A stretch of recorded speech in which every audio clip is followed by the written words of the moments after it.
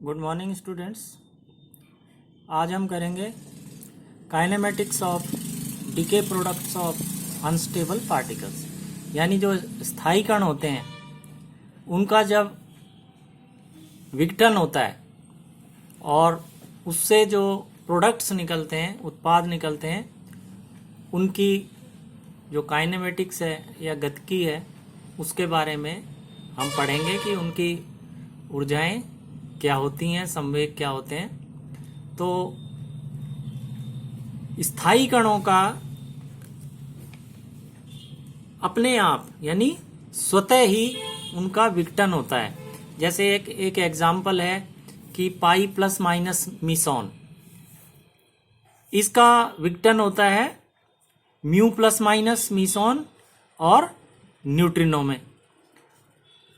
इसी तरह से म्यू माइनस मीसॉन, इसका विघटन होता है एक इलेक्ट्रॉन, एक न्यूट्रिनो और एक एंटी न्यूट्रिनो या प्रति न्यूट्रिनो में।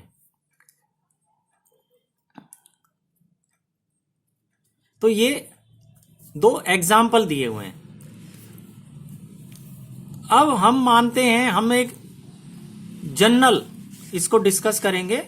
मान लो कोई लेबोरेटरी निर्देश तंत्र है और उसमें विराम द्रव्यमान m का एक अस्थायी कण है।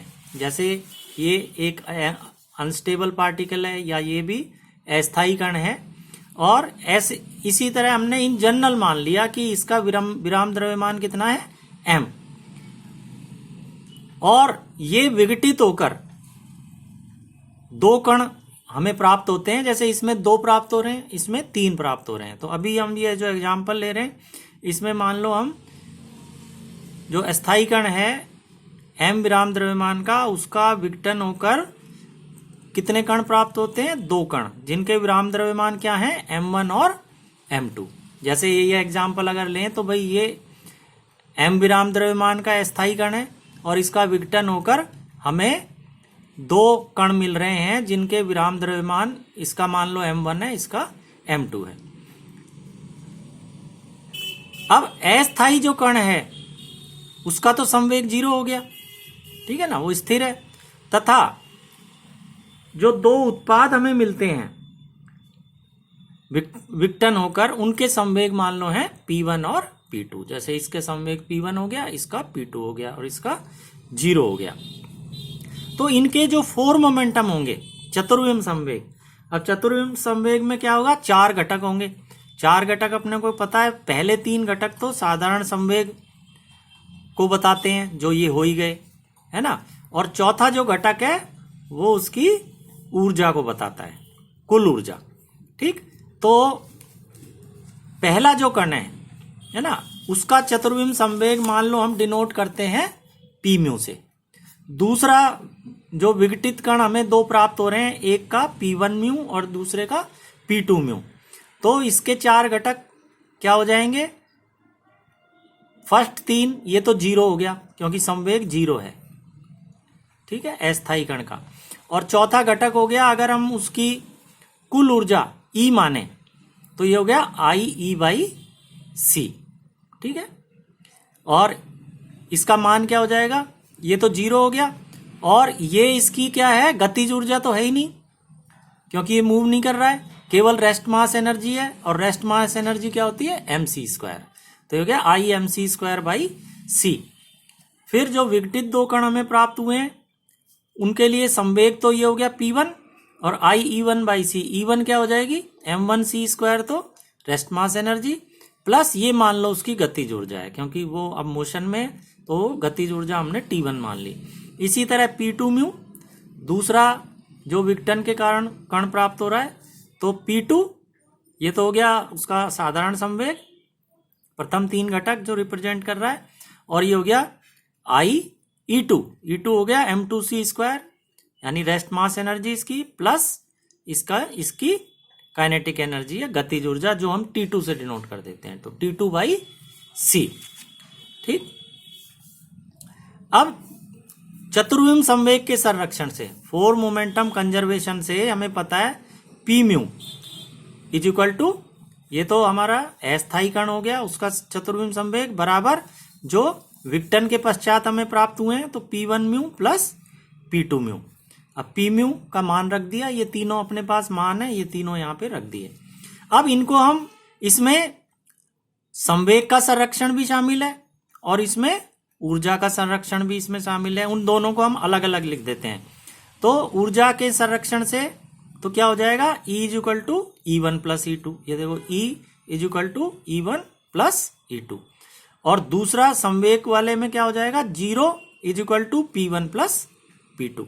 तो ये दो इक्वेशन आ गई हमारे पास, यानी E1 plus E2 is equal to E और P1 plus P2 is equal to 0। इसको हमने अलग अलग करके लिख दिया, जिससे हमें ये दो इक्वेशन प्राप्त हो गई।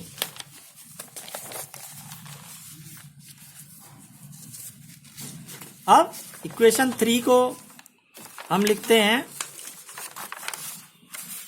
देखो E की वैल्यू लिख देते हैं। E की वैल्यू क्या है, mc स्क्वायर, ठीक है ना, रेस्ट मास एनर्जी। और E1 की वैल्यू क्या है, m1c स्क्वायर प्लस T1, ठीक है। और E2 की वैल्यू क्या है, m2c स्क्वायर प्लस T2। तो ये मान हमने इसमें लिख दिए, इक्वेशन 3 में इनकी वैल्यूज पुट कर दी, ठीक है। ये वैल्यूज हमने पुट कर दी हैं। तो mc स्क्वायर बाई c, ये तो लेफ्ट हैंड साइड में आ गया, ठीक है ना। ये mc स्क्वायर बाई c, ये तो लेफ्ट हैंड साइड में आ गया, और इधर ये आ गए, यहां से ले लिए ये वाली टर्म प्लस ये वाली टर्म, ये दोनों टर्म हमने ले ली।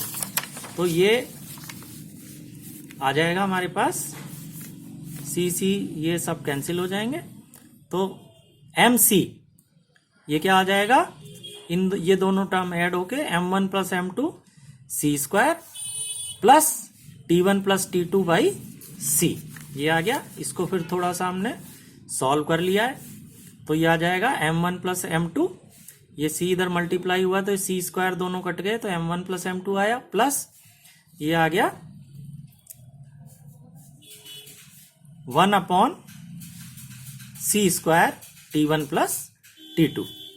अब इस इक्वेशन में हम देखें तो ये जो टर्म है ये पॉजिटिव ही होगी, धनात्मक होगी, क्योंकि T1 प्लस T2 यानी गतिज ऊर्जाएं जो 6 उत्पाद हैं उनकी कुल गतिज ऊर्जा ये क्या है, ग्रेटर देन 0 ही होगी। तो m1 प्लस m2 में कुछ पॉजिटिव ऐड हो रहा है, तब m के बराबर आ रहा है। इसका मतलब m जो है, जो अस्थायी कण का द्रव्यमान है, वो ग्रेटर देन होगा m1 प्लस m2 के। यानी जो हमें अस्थायी कण से विघटन के बाद जो हमें उत्पाद दो प्राप्त हो रहे हैं, उनका कुल जो द्रव्यमान है वो कम हो जाता है पहले वाले से। तो m is greater than m1 plus m2। यानी हम कह सकते हैं अस्थायी कण के स्वतः विघटन के लिए यह आवश्यक है कि उसका विराम द्रव्यमान उसके क्षय उत्पादों के विराम द्रव्यमान के योग से अधिक हो। ठीक, अब हम T1 और T2 के मान ज्ञात करेंगे। यानी जो क्षय उत्पाद हमें प्राप्त हो रहे हैं उनकी ऊर्जाएं T1 और T2, गतिज ऊर्जाएं उनकी क्या होंगी। अब इसके लिए हमें पता है कि चतुर्विम संवेग की लंबाई का स्क्वायर ये हम निकाल चुके हैं, minus m square c square. वैसे तो होता है m0 स्क्वायर c स्क्वायर, लेकिन रेस्ट मास अस्थायी कण का m लिया है हमने, तो m0 की जगह m आ जाएगा, minus m square c square.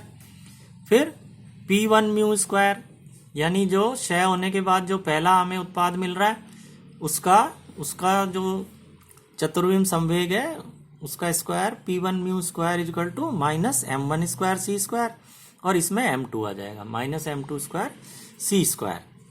अब हमें पता है P म्यू बराबर होता है P1 mu plus P2 mu, ठीक है, चतुर्विम संवेग संरक्षण से।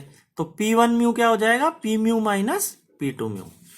इसका हम स्वयं के साथ ही इसका अदिश गुणनफल लेंगे, तो P1 mu dot P2 mu, ये तो लेफ्ट हैंड साइड, और इसका इसी के साथ करेंगे तो ये आ गया।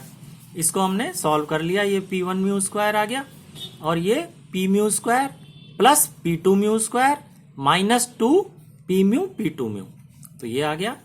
अब P mu dot P2 mu क्या हो जाएगा, P म्यू की वैल्यू रख दी, पहले हमने देखी है P म्यू की वैल्यू क्या है, 0 IMC स्क्वायर बाई C, और P2 म्यू ये भी हमने पीछे लिया हुआ है तो वो वैल्यू रख दी। उसके बाद हमने 0 से P2, ये तो 0 हो गया, और इसको इससे किया हम मल्टीप्लाई, तो आई स्क्वायर से माइनस आ गया, ठीक है, और ये क्या आ गया हमारे पास, C स्क्वायर आ गया यहां से, है ना। तो ये अपने पास आ गया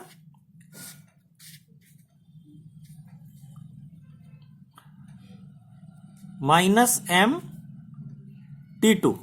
ये तो देखो पहली टर्म तो ये आएगी M2 C4 और नीचे C स्क्वायर, तो एक C स्क्वायर कट जाएगा तो ये आ जाएगा M2 C स्क्वायर, है ना। उसका एक M हमने बाहर ले लिया तो M2 C स्क्वायर आ गया। इसी तरह जो दूसरी टर्म आएगी उसमें क्या आएगा, MC square T2 upon C और C स्क्वायर, तो C स्क्वायर तो कैंसिल हो गए, MT2 आया, उसमें M फिर हमने बाहर ले ही रखा है तो प्लस T2, तो ये सिंपल मल्टीप्लिकेशन है, इससे ये आ जाएगा। अब इन सब का यूज कर लेंगे हम, P mu square, P1 mu square, P2 mu square, इन सब का यूज इस इक्वेशन में करें 6 नंबर में, तो ये आ जाएगा, ठीक है ना। -M1C स्क्वायर, ये तो P1 म्यू स्क्वायर आ गया, P2 स्क्वायर की वैल्यू P म्यू स्क्वायर की वैल्यू रख दी, और 2P mu dot P2 mu, ये अभी हमने ये निकाला है तो ये वैल्यू रख दी, और इसी तरह से P2 म्यू स्क्वायर अपने को पता ही है, ये है -M square M2 square C square, तो ये वैल्यूज रख दी। उसके बाद ये हमने सॉल्व कर लिया है, ये आसानी से हम इसको सॉल्व कर सकते हैं। इसमें ये 2MT2 इसको हमने यहीं रखा, और बाकी की टर्म हम इधर इस साइड में ले गए तो ये आ जाएगा हमारे पास।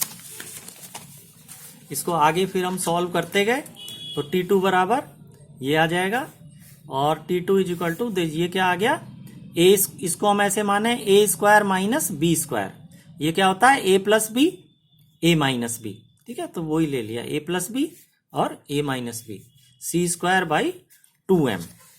अब क्या मान लेते हैं कि M यानी जो अस्थायी कण का मास है, और विघटन के पश्चात जो दो मासेज हैं M1 प्लस M2, वो अस्थायी कण वाले मास से ये टोटल मास घटाने पर अपने को पता ही है ये बड़ा होता है ना, greater than M1 plus M2, तो ये जो अंतर है ये हम किसके बराबर मान लेते हैं, डेल्टा M के बराबर मान लेते हैं, ठीक है। तो ये इसका हम यूज करेंगे आगे। और ये जो द्रव्यमान है ये विघटन के लिए एक्सेस मास कहलाता है, अतिरिक्त द्रव्यमान। यह द्रव्यमान अस्थायी कण तथा उसके क्षय उत्पादों के द्रव्यमानों के अंतर के बराबर होता है, ठीक है, तो ये एक्सेस मास कहलाता है।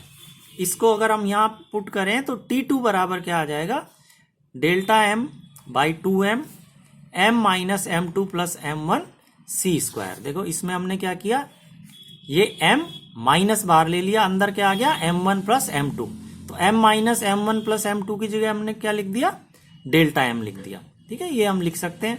और वो डेल्टा M हमने फिर ये इसकी जगह आ गया, तो ये डेल्टा M इसकी जगह तो बाई 2M, और बाकी ये as it is M minus M2 plus M1, और C स्क्वायर है ही, तो ये लिख दिया हमने डेल्टा M बाई 2M।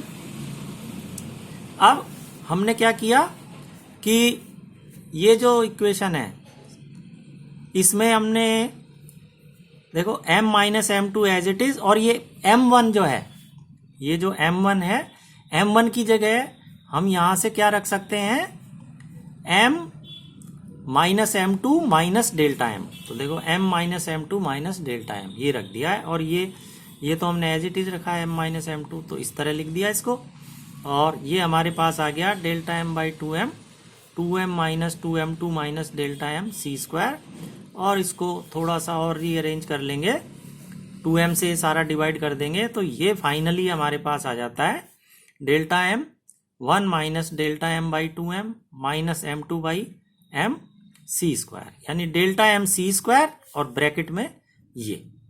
ठीक है, तो ये तो T2 आ गई, यानी दूसरा वाला जो क्षय होने के बाद जो हमें कण प्राप्त हो रहा है उसकी ये गतिज ऊर्जा हमें प्राप्त हो गई। अब समीकरण 5 से, यानी समीकरण 5 देखें हमारी क्या है, ये है ना, इससे हम क्या लेंगे, T1 प्लस T2।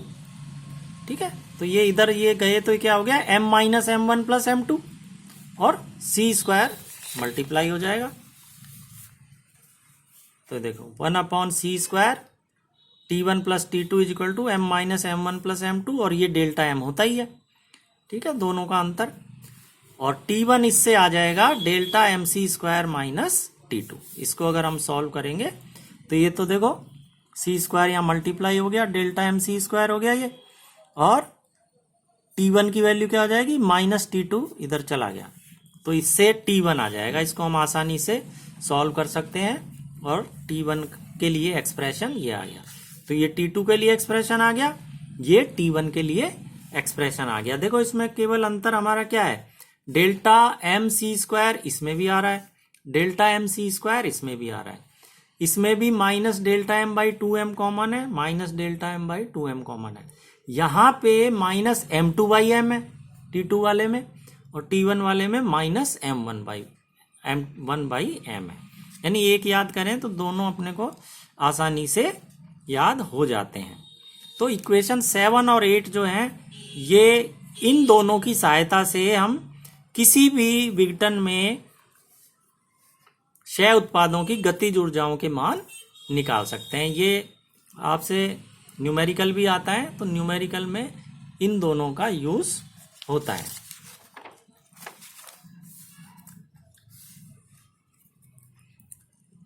तो इसको आप लिख लेना और एक बार इसको याद करके और अपने आप लिखने की कोशिश करना। Have a nice day students.